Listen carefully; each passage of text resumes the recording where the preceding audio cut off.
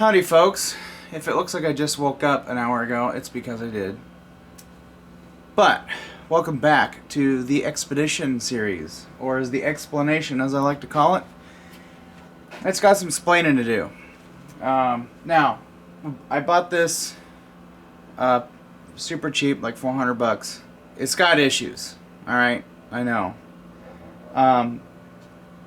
But its bones are pretty good. Body's good. The interior, as far as like the seats go, the real important parts of the interior, as well as the dash, are in decent shape. They're workable. No big deal there. This thing, for the last few years, has had some issues with the engine. The current eyesore of the engine is that it leaks oil from every possible place it could leak oil from. It also, after messing around with it, seems like it has a dead hole. Yeah. You can tell when you start it up because it does that. Yeah, it does that whole thing. And it comes around once it gets some heat into it. And I know it's on the passenger side bank that is an issue. So I think what we're going to do in this video is we're going to kind of get some stuff taken off of here and get in. I want to at least take the spark plugs out on this passenger side. See what we're working with. If we've got spark plugs that are oil fouled, then we know that.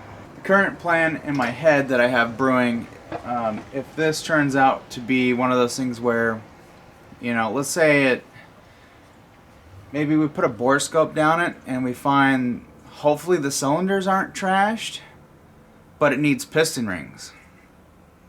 We can pull the motor out, can hone it, re-ring it, put new bearings in it, and spend $200 to machine the crankshaft, and then just basically do like a light overhaul on it, which, just being a Triton, might just turn into finding another motor.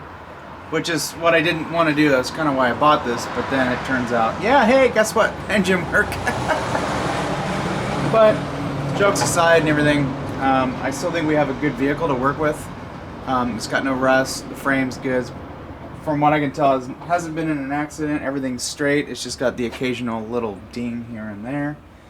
So, anyways, I'm going to stop talking. I think what we should do is get in here, get the airbox out, and start tearing to spark plugs. And I think I'm just gonna take the wires and everything out because it's gonna get the whole deal. The last couple of videos have been under 20 minutes. I don't know what you guys like. If you prefer the 10 to 15 minute videos on this, I can keep it to that. I don't really like doing that. I like having like a 30-minute video. So comment down below your thoughts on that. This one I'm probably going to keep to about 20 minutes, just because we're looking into the engine and we're going to cry and then cut the camera off. It's been a long time since I've messed around with a Expedition.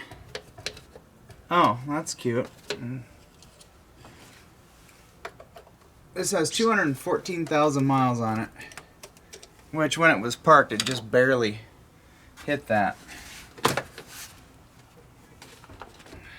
I could just leave that on. I'll take this whole thing here.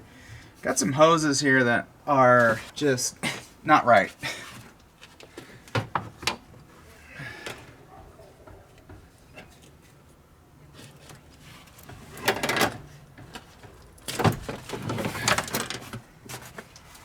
And someone said something about gem module stuff. Yeah, this is gonna need a little bit of that.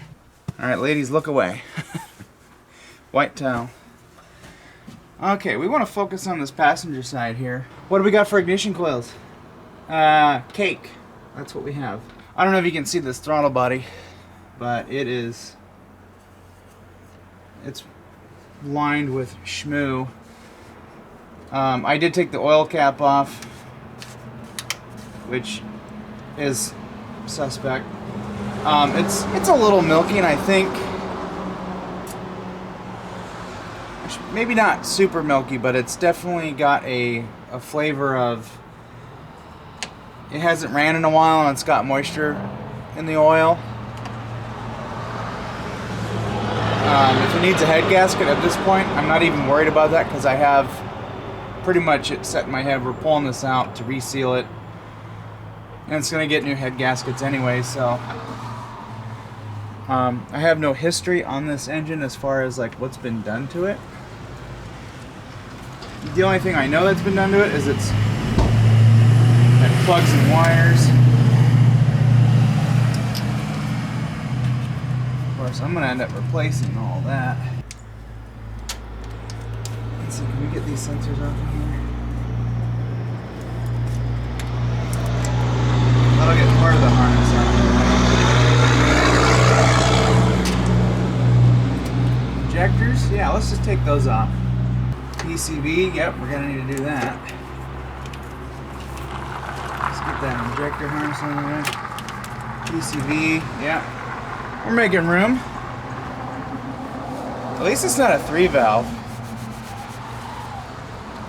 Other than having to deal with engine stuff on this, I do have some fun stuff planned for it once we sort all the mechanical issues and some of the electrical stuff. I do have some stuff planned. I'm not going to blab about it because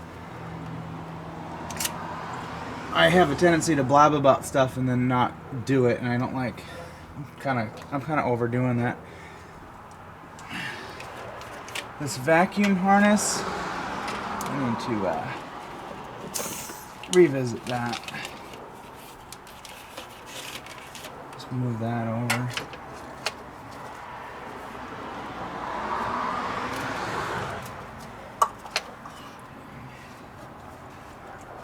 Okay.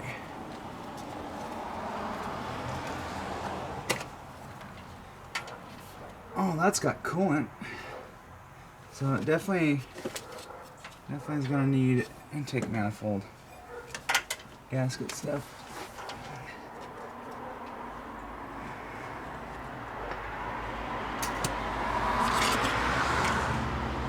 Probably just more oil.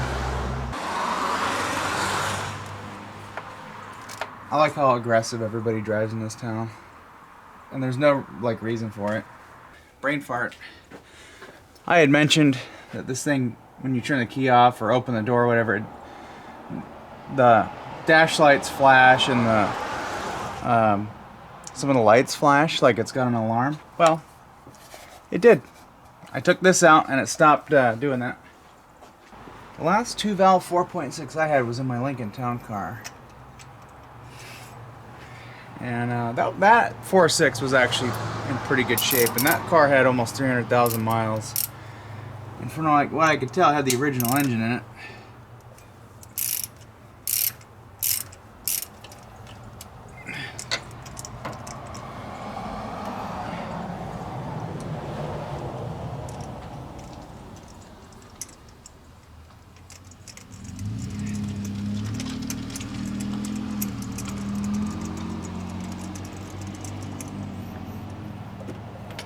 It's gonna be like that, huh?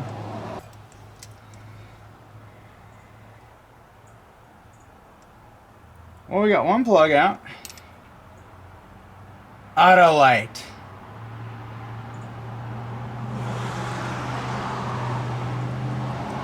So that one doesn't look too bad. It looks like it's got... It looks like it's definitely burning some oil. Yeah, this has got the regular plugs in it. Remember that white truck I had? The 3-valve 5.4? Man, what a pile.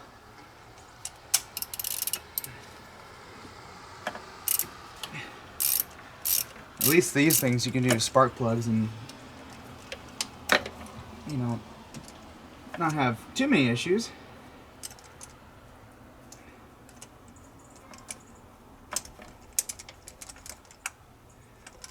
I'd like to see if my compression tester will fit down these wells. We can at least identify the lame cylinder that we have.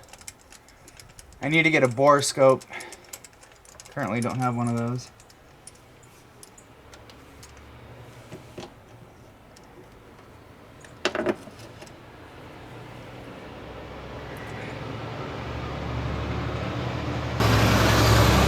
this one looks okay. It's definitely smells like oil. So far, both of them smell like they have oil. So, you know, this may just need rings. Well, let's see. We're going to end up pulling the engine anyways to reseal it. We might as well take the cylinder heads off and then we can see what kind of disaster we have waiting for us. We got this one heater hose that has a loop in it for some reason. Ford and her infinite wisdom. I'm going to start sounding like a Chevy guy at the end of this.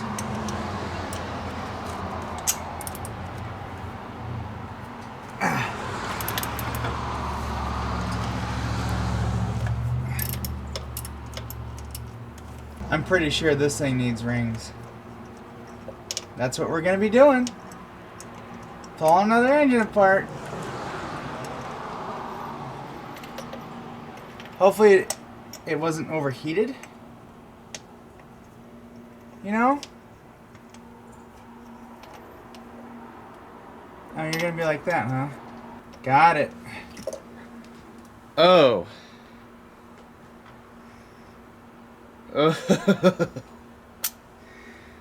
Oh boy. That's our cylinder, burning oil.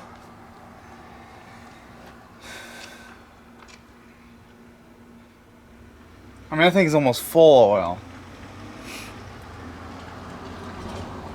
It's probably got a broken oil control ring. Something's not happy. Okay. How bad is this last one gonna be?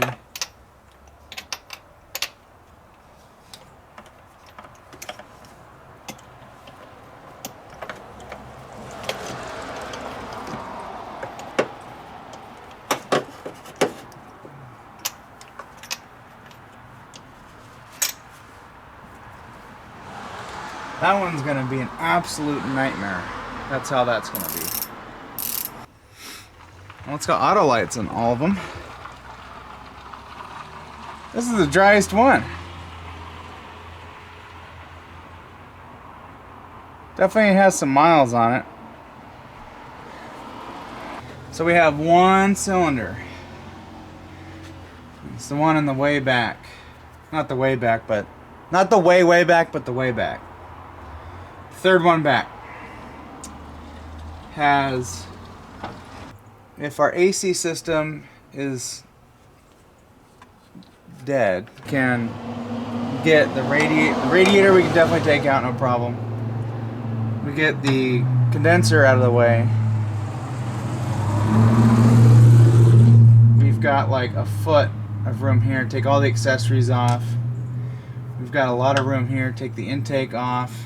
Maybe undo all this power distribution stuff. And then mount to the cylinder head somewhere and then move it forward and it should come out.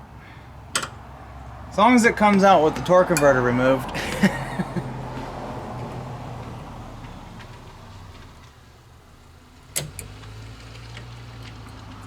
Oh yeah, the AC is completely dead.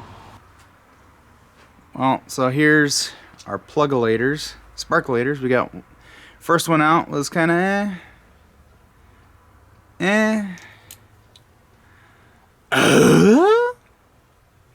then hey, not bad. No wonder this thing feels so slow. Huh? My friend's a Explorer. We're trying to replace with this. It's $400. Has a engine going out in it. Burns oil. Has door panel issues.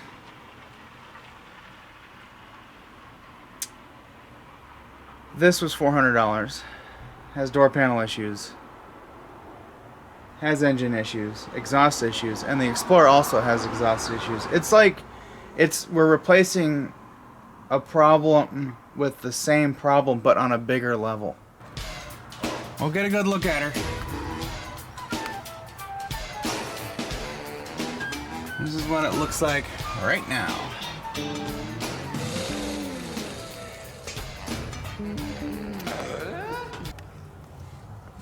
drain valve for the radiator is right down there. Right there. And it's outside the frame? What? Well, this is my game plan. I'll just reiterate it in case I haven't already, because I don't remember what I just talked about. We'll pull the engine out. We'll get it on the engine stand. And we'll start blowing it apart. The hope is that there's no ring ridge on the cylinder walls and no major scoring or any kind of scary, I gotta take it to the machine shop type stuff that's gonna cost $1,500. So if we get lucky there, my plan is to just rehone it. Also, no piston damage. Rehone it, clean up the pistons, make sure all the oil return holes and everything are all clean. And then blow some new rings on it, hone the cylinders, take the crankshaft to the machine shop, have them go over it, get me some bearings to match for the mains and rods, and then we'll get a whole overhaul gasket set for it. It's about 200 bucks. We'll just do a little rebuild on it and hit it with some paint or something. I don't know. Just to keep it to, hold together, right? So that's my current plan. Of course, that will change as we move on down the video series.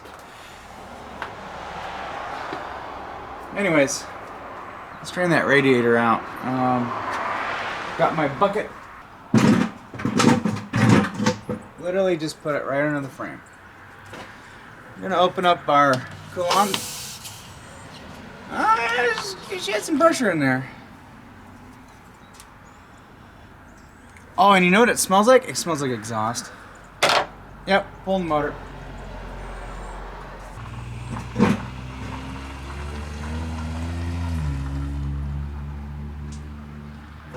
Oh, yummy.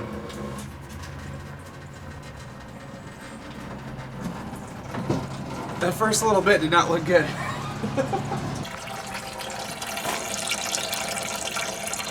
Look at that. Have we even spilled any coolant? Oh, yeah, of course we did.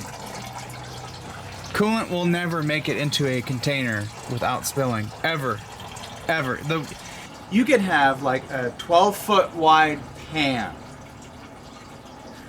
to catch the coolant, and somehow it will still spill somewhere. I hope my friend's Explorer can hold out for another couple months, because this is gonna be a project.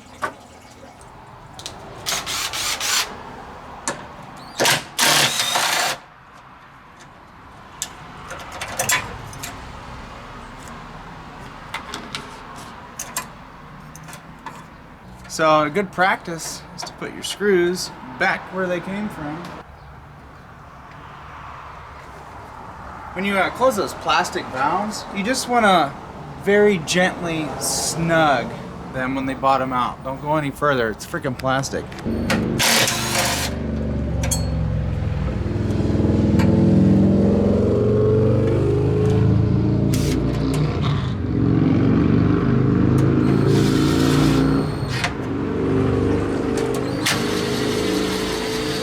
Just tighten those down so they don't freaking grab onto your arm or your sleeve. So what I'm thinking I'm going to do is I'm going to undo the fan shroud, and then we'll of course undo everything else, get the radiator out, and while that's out, or before we take it out, we can take the fan shroud and lay it back and then get the radiator out, and then the fan shroud can maybe slip out, and that'll give us more room to get the fan off and everything.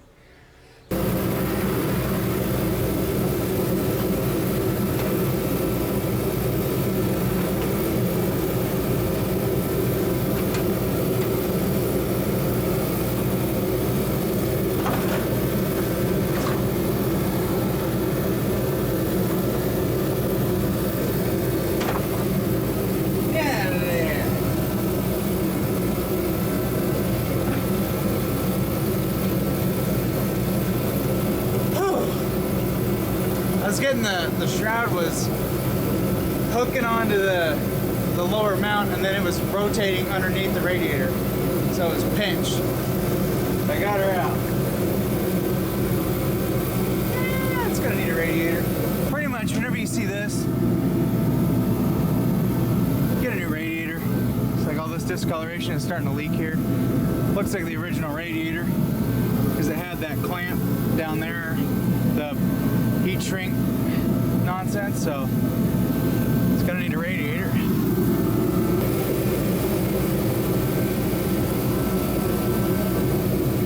Look at the cake on this thing.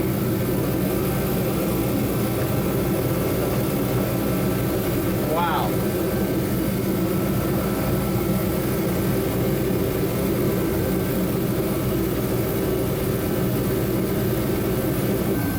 Well, here's what we got going on down here. I bet you it's the front main seal that's leaking and slinging all this up. Because it's not visibly wet around the valve covers. I think it's just picking oil up from the seal and it slings it up all over the engine. It probably also doesn't help that it's got a little bit of blow by. Gets like 1 pulse of blow by. So that's that cylinder we got not cylindering. So we get that fan off. I think we need to go, what, clockwise? Should loosen it.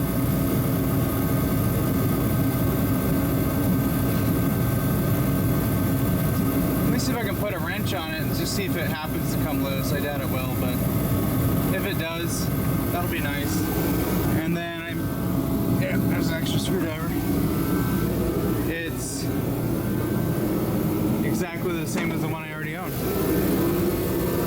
So yeah, what we'll end up doing is we get this fan out, we'll get this thing out, just, you know, it's gonna need a new one. It's